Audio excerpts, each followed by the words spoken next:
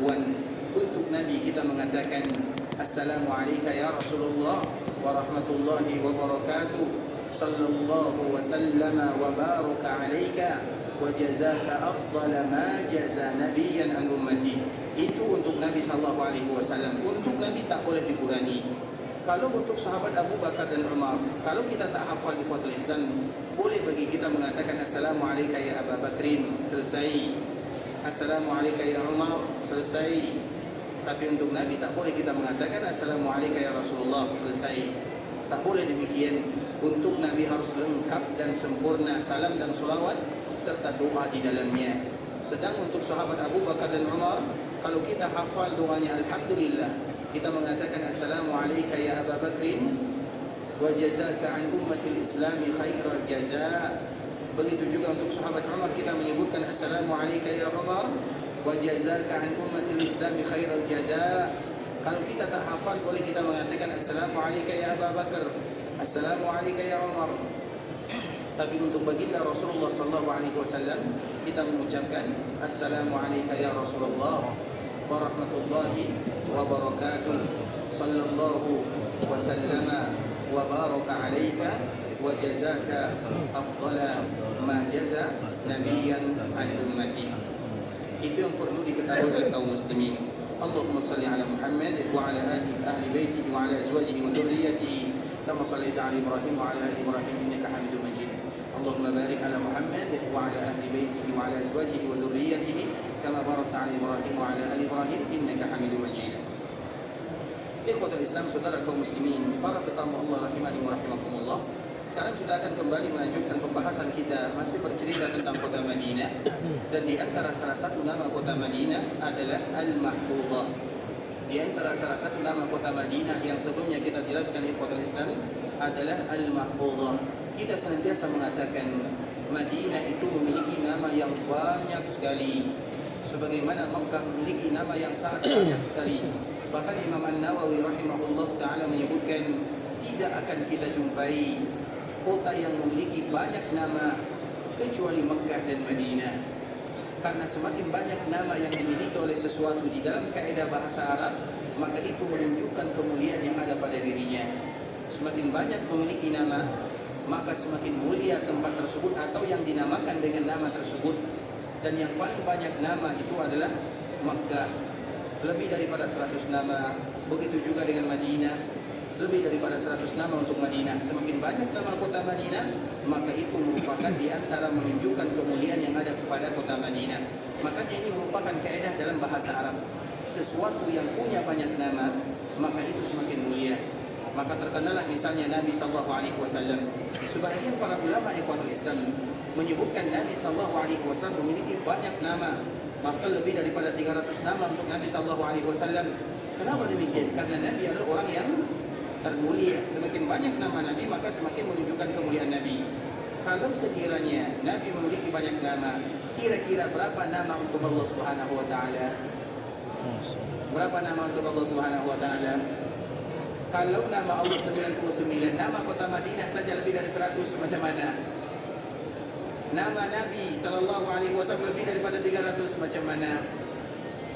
Berapa nama untuk Allah Azza wa Jalla? Maka itu harus kita jaga, ingat baik-baik ikhwatul Islam. Nama kota Makkah lebih dari 100 karena menunjukkan kemuliaan yang luar biasa. Nama kota Madinah lebih daripada 100 menunjukkan kemuliaannya.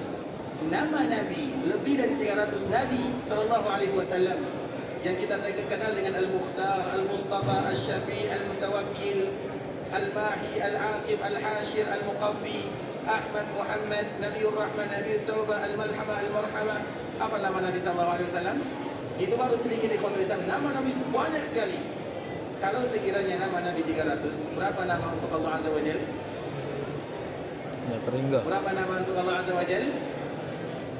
Disitulah kita harus tahu Allah punya nama yang tidak sanggup bagi kita untuk menghitungnya.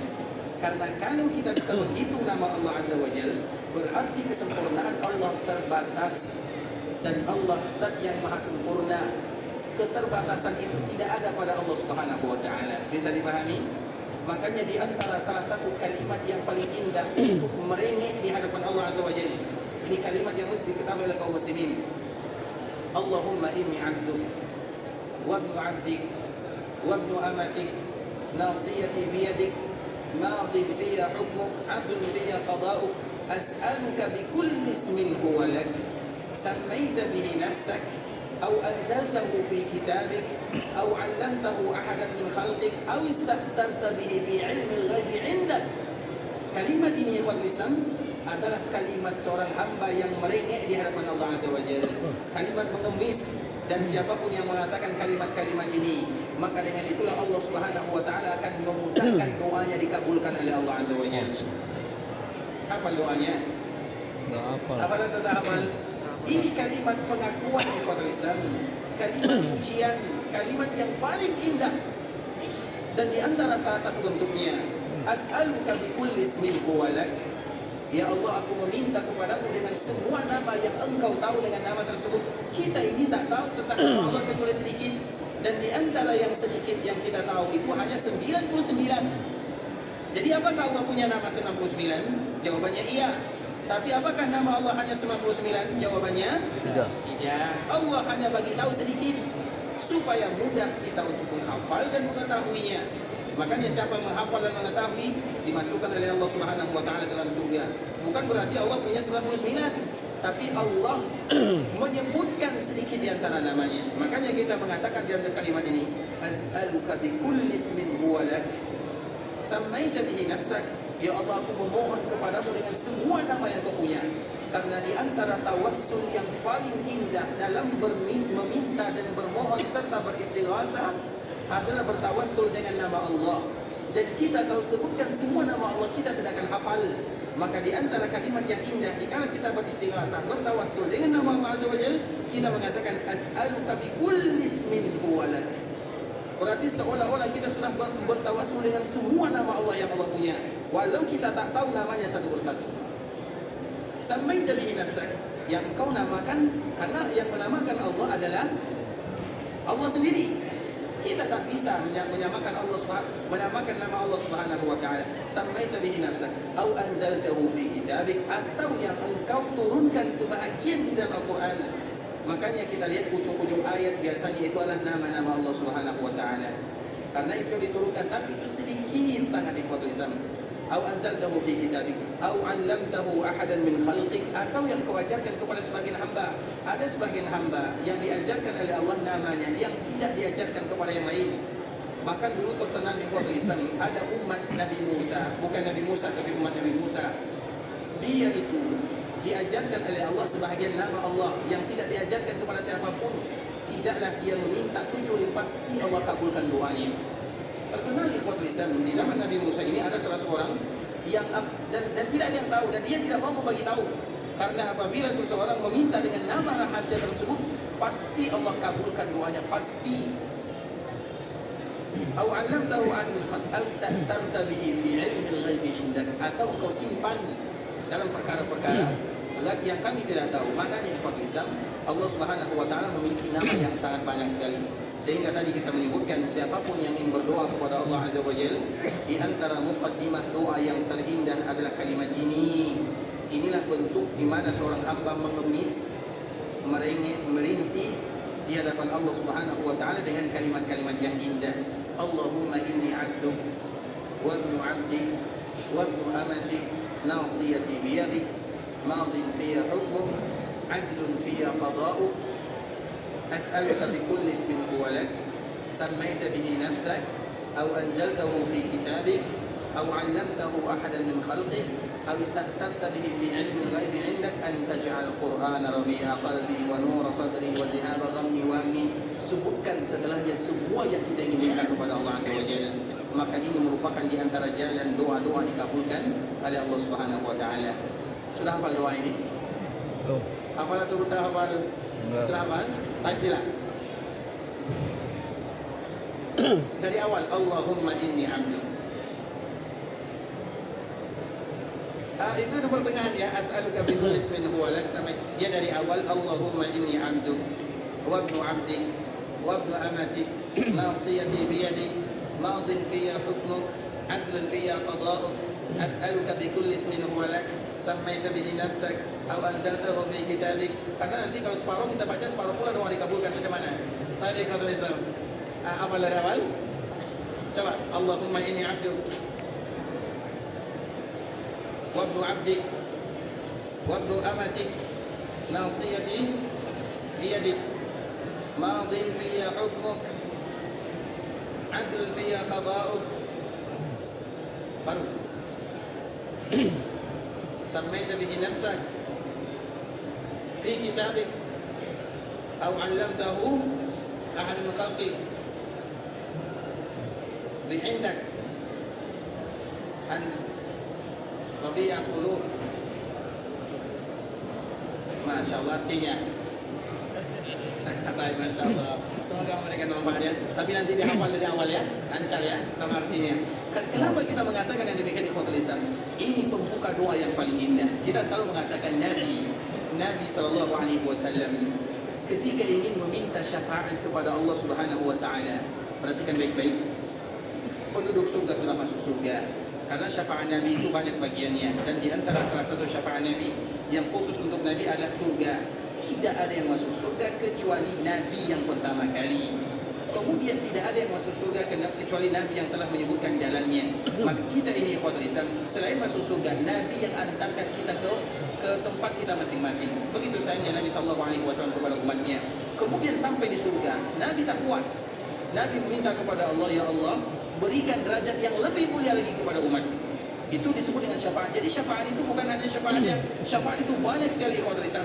Salah satunya syafaat masuk surga, kemudian syafaat agar dikala berada di surga diangkat lagi derajatnya. Dan itu tak bisa kecuali oleh baginda Rasulullah sallallahu alaihi wasallam. Kemudian setelah yang penduduk surga dari umat Nabi, kita bercerita tentang umat Nabi. Ketika yang masuk surga, ternyata Nabi melihat masih banyak umat yang masih berada di dalam api neraka. Kemudian ikhwatul Islam, maka di saat itulah Nabi sallallahu alaihi wasallam datang kepada Allah Subhanahu wa taala, dan ini syafaat untuk mereka yang sudah berada di dalam api neraka untuk keluar darinya. Karena ada orang yang berhak masuk neraka tak jadi masuk neraka. Ada orang yang sudah masuk neraka kemudian keluar dengan syafaat baginda Rasulullah sallallahu alaihi wasallam. Kemudian ikhwatul Islam, Nabi datang kepada Allah. Apa yang dilakukan oleh Nabi sallallahu alaihi wasallam? Apakah Nabi langsung mengatakan, ya Allah, umatku berada di dalam api neraka, muliakan mereka, keluarkan mereka? Tidak. Tapi Nabi datang dikala menghadap kepada Allah, sujud dalam waktu yang lama sekali. Kita selalu mengatakan ikhwatul Islam, Nabi kalau sujud itu lama. Bahkan pernah Nabi sujud di sebuah tempat yang namanya Gua Sujud. Sampai sekarang disebut dengan Kahf atau Gua Bani Haram. Gua Bani Haram itu ada di bagian kanan Masjid Nabawi, di Bukit Sili'. Bukit Sili' itu berada di belakang Khandaq, tak jauh dari sini ikhwatul Islam. Kalau kita naik ke atas di bagian kanan Masjid Nabawi, kita jalan sampai ujung, kita berjumpa Lebu Raya, jalan raya. Kemudian di seberangnya ada gunung, disitulah disebut dengan Bukit Sajadah.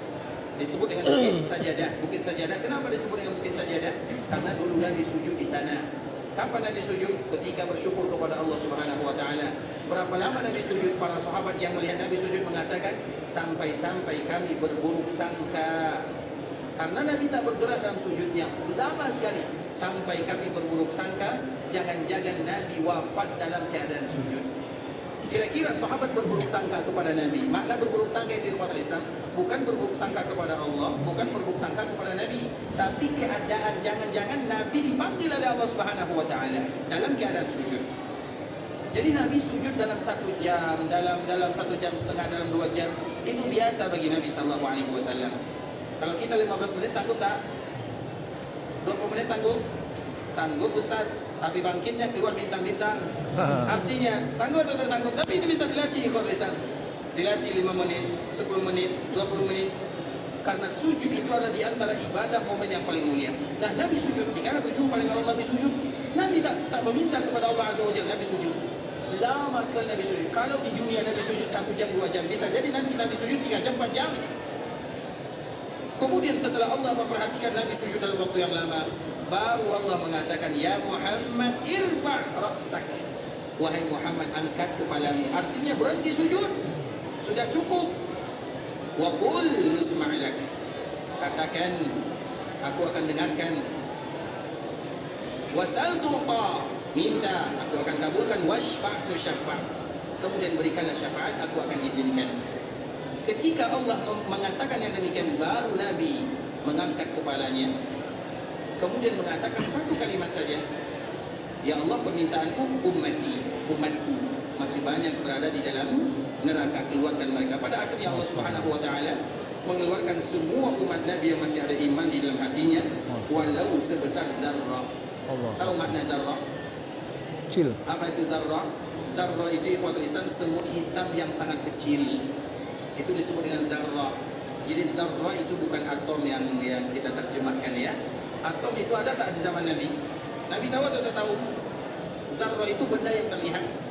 Para ulama menafsirkan ikhwatul Islam itu semut hitam yang sangat kecil, maka disebut dengan zarrah. Maknanya siapapun yang masih punya iman dalam hatinya, walau sebesar zarrah, maka mereka pasti akan dikeluarkan dari neraka Allah Subhanahu wa taala.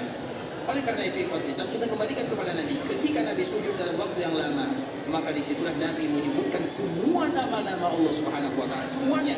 Bahkan Allah mengilhamkan kepada Nabi nama-nama yang tidak pernah diajarkan di dunia. Jadi Nabi menyebutkan nama Allah yang tidak pernah diajarkan di dunia.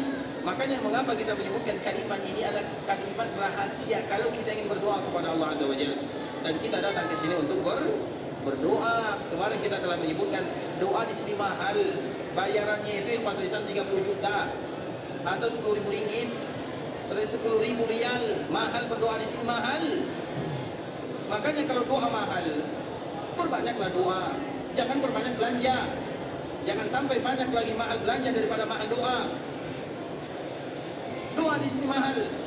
Bukankah kita melakukan safar, mengeluarkan uang semuanya untuk berdoa kepada Allah Azza wa Jalla? Tujuan cita-cita kita semuanya adalah berdoa. Maka di antara salah satu keindahan daripada berdoa adalah menyebutkan kalimat-kalimat yang paling indah. Di dalamnya tercakup semua nama Allah Subhanahu wa taala. Makanya kalimat ini ikhwatul Islam nanti bisa kita cari, berusaha untuk menghafalnya.